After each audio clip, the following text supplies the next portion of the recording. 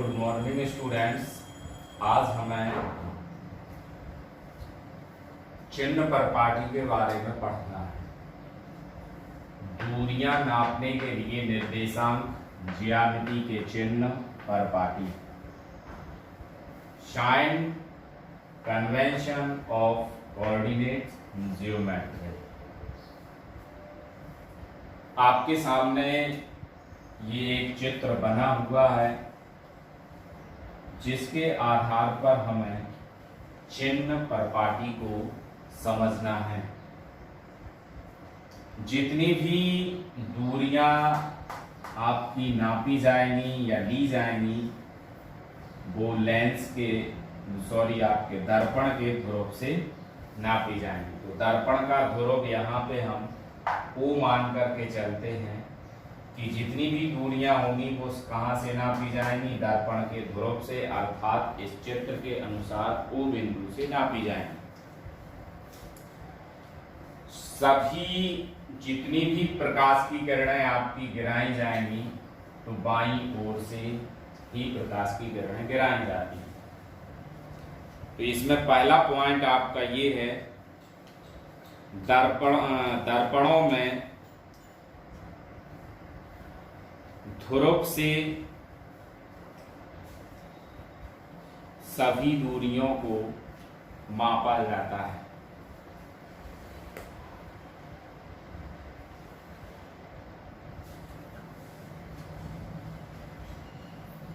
ये ध्रुव है, यहीं से आपको सभी दूरियों को नापना है।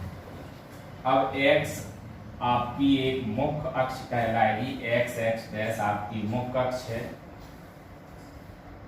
जिस पर आपकी प्रकाश की किरणें जिसके समांतर गिरेंगी, प्रकाशिक केंद्र से आपके मुख्य फोकस से जाएंगी, वक्रता केंद्र से जाएंगी, तो सभी आपकी यह मुख्य अक्ष के अनुसार आपकी प्रकाश की किरणें गिरेंगी। दूसरा पॉइंट आपका रहेगा, x अक्ष का प्रकाशिक निकाय मुख्य अक्ष माना गया है तथा y डैश से बाईं ओर की दूरियां धनात्मक, ये आपका y डैश है। अब आपकी प्रकाश की किरण इस तरफ से गिरेगी तो इस तरफ जितनी भी दूरियां ली जाएंगी आपकी वो सभी कैसी ली जाएंगी, धनात्मक। तो यहाँ हम चित्र के अनुसार आप देखते हैं, आप हमेशा प्रकाश की किरणें दाईं और बाईं ओर से गिराएंगे। दिशा ये रहेगी। आप आपका ध्रुव ये है तो ध्रुव से बाईं ओर जितनी भी आप दूरियां नापेंगे वो सभी कैसी ली जाएंगी, ऋणात्मक।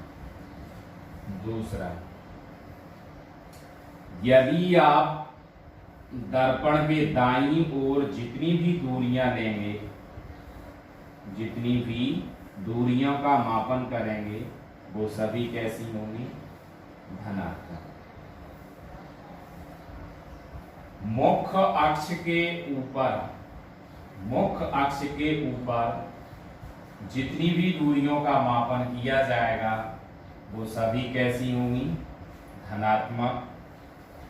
मुख्य अक्ष के नीचे जितनी भी दूरियों का मापन किया जाएगा वो सभी कैसी होंगी, ऋणात्मक। यदि वस्तु की दूरी है, वस्तु मुख्य अक्ष के ऊपर है, तो आप इसका लंबाई कैसे मानेंगे, धनात्मक। दूसरा, हम आपसे कह ही चुके हैं कि मुख्य अक्ष के ऊपर जितनी भी दूरियां मापी जाएंगी वो कैसी रहेंगी, धनात्मक। अब आप यहाँ देखेंगे कि प्रतिबिंब आपका ज्यादातर उल्टा बनता है। तो प्रतिबिंब जब उल्टा बनता है तो उसकी दूरी जो लंबाई ली जाएगी वो लंबाई हमेशा कैसी रहेगी, ऋणात्मक। लेकिन यदि वही प्रतिबिंब आपका सीधा बनता है तो उसी की दूरी हम कैसे लेते हैं, धनात्मक लेते हैं। तो आपको ये ध्यान रखना है कि जिस ओर से प्रकाश की किरणें आपकी गिरती हैं उसके विपरीत दिशा में जितनी दूरियों का आप मापन करेंगे तो वो सभी आपकी ऋणात्मक ली जाएंगी, और प्रकाश किरण की दिशा में जितनी दूरियों का मापन किया जाएगा वो सभी धनात्मक होंगी। दूसरा, मुख्य अक्ष के ऊपर जितनी दूरियां लंबाई या दूरी का मापन करेंगे वो सभी धनात्मक रहेंगी, और मुख्य अक्ष के नीचे जितनी भी दूरियों का आप मापन करेंगे वो सभी ऋणात्मक होंगी।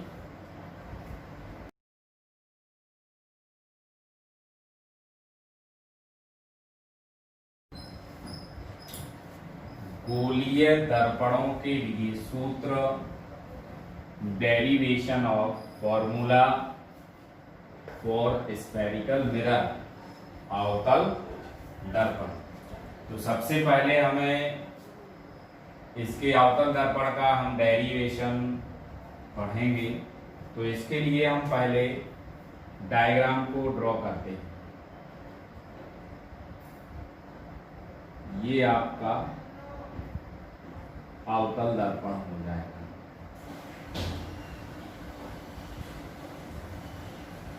इसके पश्चात ये आपकी क्या हो गई, मुख्य अक्ष। ये क्या हो गया, ध्रुव। इसकी मुख्य अक्ष पर एक वस्तु स्थित करेंगे जिसका नाम हम क्या देंगे, ए बी। जिसका नाम क्या देंगे हम, ए बी। या इसी को आप ऊपर से भी लिख सकते हैं। कुछ बुक्स में आपका ये भी लिखा होगा कि हम ए बी को नीचे कर देते हैं, यहाँ क्या आ जाता है आपका बी। तो इसको क्या बना दिया, बी। अब दर्पण का नाम क्या दे दिया, M1 M2, ध्रुव क्या हो गया, P। मुख्य अक्ष के समांतर चलने वाली प्रकाश की किरण,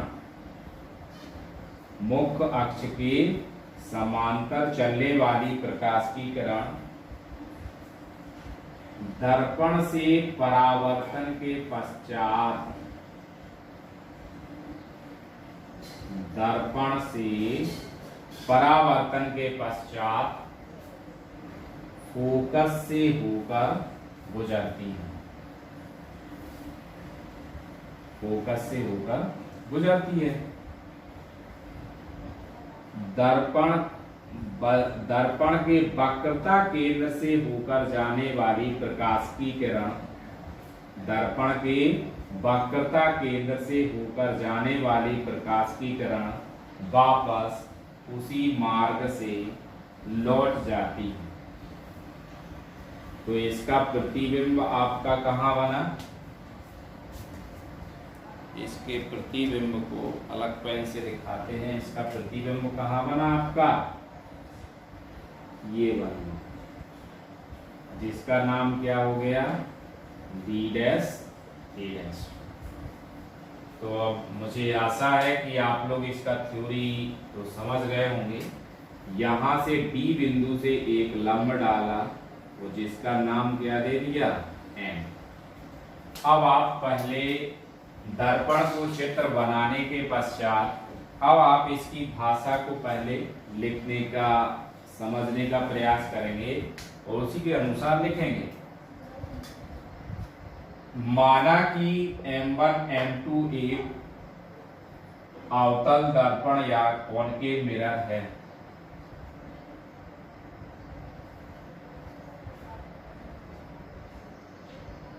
BP दर्पण की मुख्य अक्ष है, BP दर्पण की मुख्य अक्ष है, कोमा ध्रुव दर्पण का ध्रुव P, मुख्य फोकस F तथा वक्रता केंद्र C है। दर्पण की मुख्य अक्ष पर एक बिंदु P पर वस्तु ए बी स्थित है। दर्पण की मुख्य अक्ष पर स्थित बिंदु बी पर वस्तु ए बी स्थित है, जिससे चलने वाली प्रकाश की किरण ए बी, जिससे चलने वाली प्रकाश की किरण ए बी मुख्य अक्ष के समांतर दर्पण से परावर्तन के पश्चात, दर्पण से परावर्तन के पश्चात मुख्य फोकस से होकर गुजर जाती है तथा दूसरी प्रकाश की किरण वक्रता केंद्र से होकर जाती है और वापस उसी मार्ग से, परावर्तन के पश्चात वापस उसी मार्ग से लौट जाती है।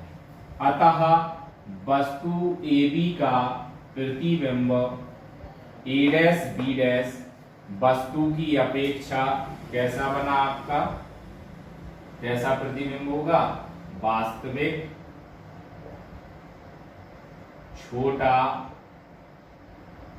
और वास्तविक छोटा और उल्टा, और बनता कहाँ है, सी व एफ के मध्य। ये आपको भाषा में लिखना है, आप अपने अनुसार भी लिख सकते हैं, ऐसा कोई वो नहीं है कि आप जो मैं बता रहा हूं उसी को लिखेंगे। फिर आगे लिखेंगे बिंदु डी से मुख्य अक्ष पर एक लंब डीएन डाला या डीएन खींचा।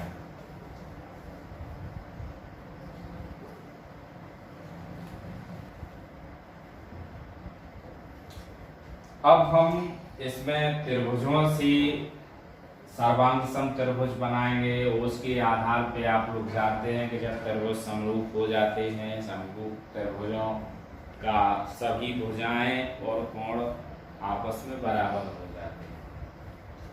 अब इसके हमें डेरिवेशन को करना है, तो सबसे पहले हम क्या लेंगे, आपका त्रिभुज ए बी सी व त्रिभुज ए डैश बी डैश सी में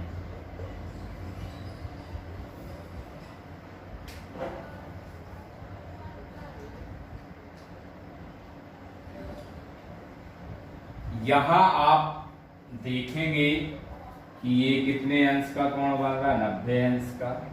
ये भी कोण कितने अंश का बन रहा, 90 अंश का। तो क्या लिखेंगे हम, कोण ए बी सी बराबर कोण ए डैश बी डैश सी बराबर 90 अंश। इसी को क्या लिख देंगे, समकोण। इसके बाद यहां आप देख रहे होंगे ये वाला कोण और ये वाला कोण कैसा कोण हो गया, शीर्षाभिमुख कोण, तथा कोण ई सी बी बराबर कोण ए डैश सी बी डैश क्या लिख देंगे यहाँ, शीर्षा विमुख विमुख कोण।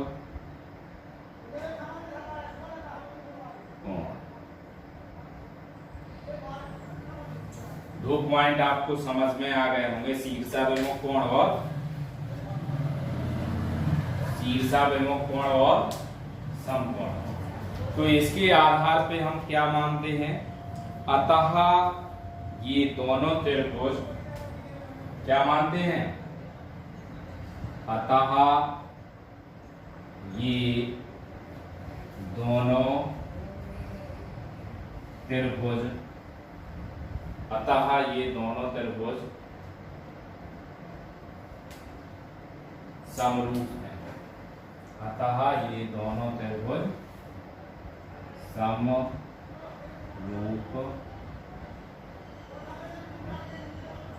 अब आपका क्या करना है, इसमें लंब बटे लंब, आधार बटे आधार, तो क्या आ जाएगा आपका समरूप त्रिभुज है तो लंब आपका क्या है ए बी।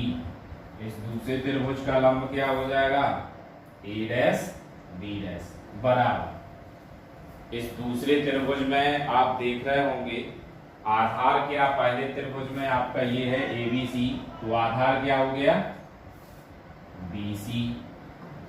इसका आधार क्या हो जाएगा बी डैश सी।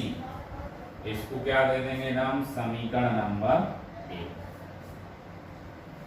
इसके पश्चात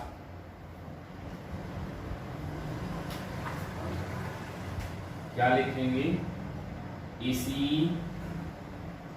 प्रकार। अब आपको इसी प्रकार दो त्रिभुज और दिखाई दे रहे होंगे।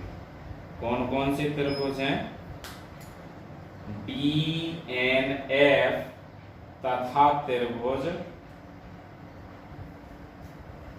ये देखिए डी एन एफ तथा त्रिभुज एफ बी डैश ए डैश।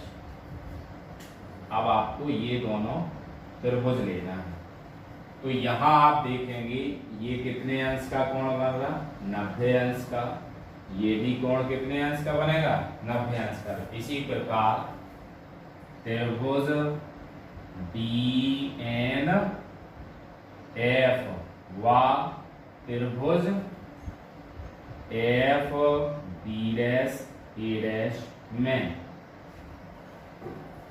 अब मैं क्या आ जाएगा आपका क्या लेंगे कोण डी एन एफ बराबर कोण एफ बी डैश ए डैश कैसे हो जाएंगे समकोण। इसके पश्चात आप देखिए ये वाला कोण कैसे होगा शीर्षाभिमुख। तो कोण डी एफ एन बराबर कोण B dash F E dash कैसे होगा शीर्षा विमुख कोण। शीर्षा विमुख कोण हो गया। तो इसका भी क्या आ जाएगा अतः ये दोनों त्रिभुज समरूप। तो आप क्या लिखेंगे त्रिभुज, इससे क्या ले लेंगे त्रिभुज का लंब क्या है आपका, लंब क्या हो जाएगा यहाँ पे डी एन, लंब क्या हो जाएगा डी एन।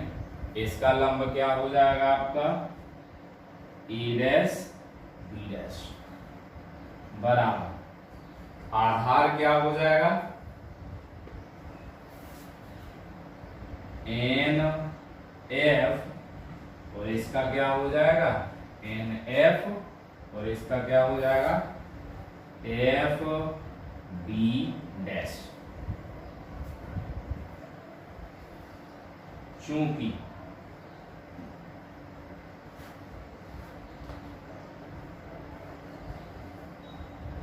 एन ध्रुव पी के समीप है अतः इसको क्या लिख देंगे हम अतः एन एफ बराबर पी एफ। तो यही आपका समीकरण क्या बन जाएगा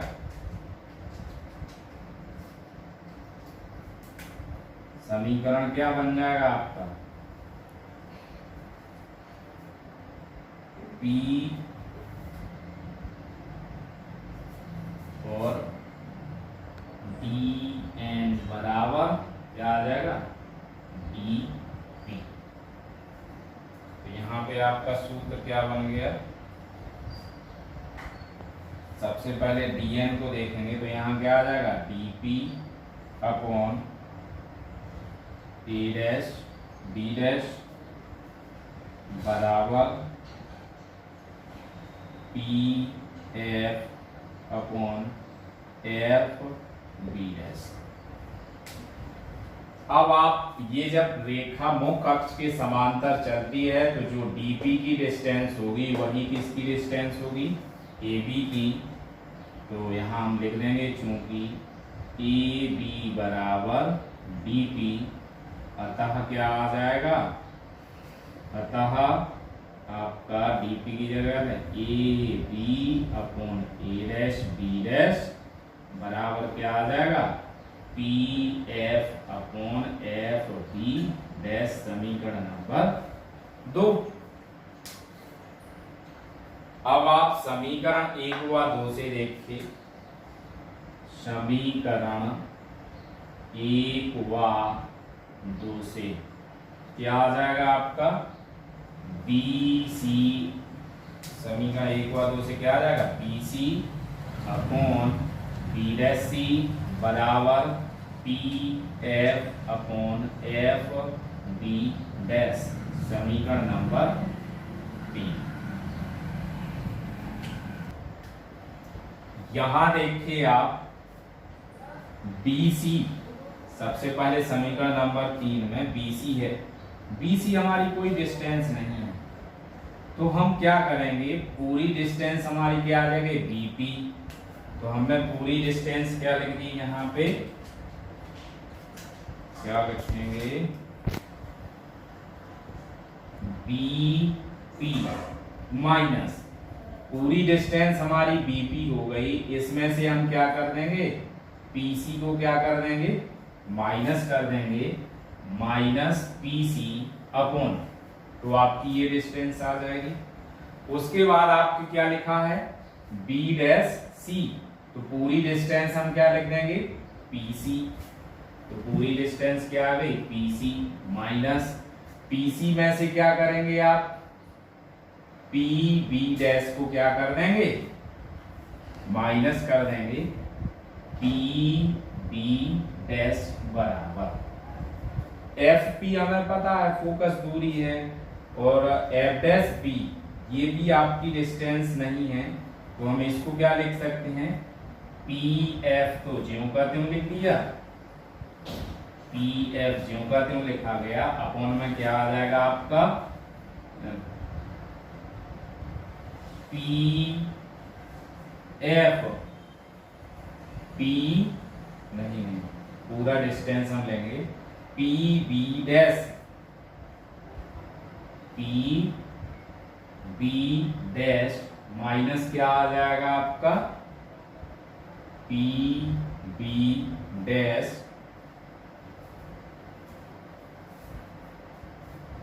माइनस क्या आ जाएगा, PF।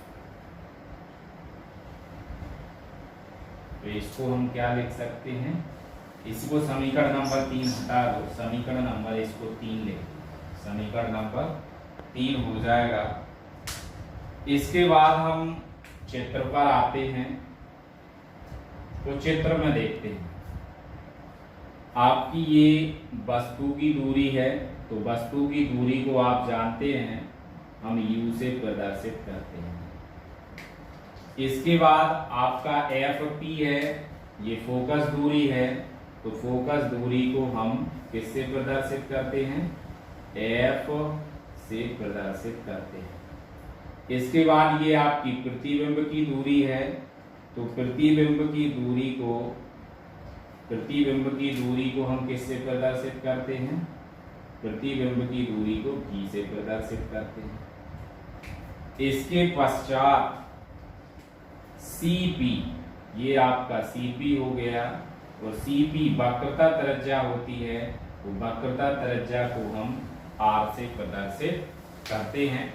और चिन्ह परिपाटी आप देख रहे होंगे, प्रकाश की किरण की दिशा आपकी ये इस तरफ है, अब हम इस तरफ दूरी लेंगे तो ये आपकी सभी कैसी आ जाएंगी, ऋणात्मक आ जाएंगे। तो सभी दूरियां जब ऋणात्मक रहेंगी तो ये मान है आपके। अब इसके बाद हम क्या लिखेंगे, समीकरण, ये दिखाई देगा नीचे का, समीकरण 3 से, समीकरण 3 से आपका क्या हो जाएगा,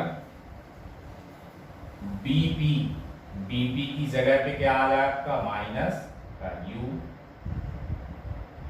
इसके बाद क्या है माइनस पीसी, पीसी की जगह पे आप कितना लिखेंगे माइनस का 2f अपॉन, पीसी लिखा है तो पीसी की जगह पे आपको क्या लिखना है minus 2f minus PB dash की जगह पे क्या लिखना है माइनस v बराबर पीएफ की जगह पे क्या आ जाएगा आपका माइनस का f अपॉन पीबी डैश की जगह पे क्या आ जाएगा माइनस का v माइनस पीएफ की जगह पे क्या आ जाएगा आपका माइनस का f। तो इसको जब आप कैलकुलेशन सही से करेंगे तो वैल्यू क्या आ जाएगी आपकी, इसको क्या लिखेंगे माइनस का u माइनस माइनस क्या हो गया प्लस 2f अपॉन माइनस के 2f माइनस माइनस क्या हो जाएगा प्लस v बराबर माइनस का f अपॉन माइनस का v प्लस का f। इसका आप क्रॉस मल्टीपल करेंगे,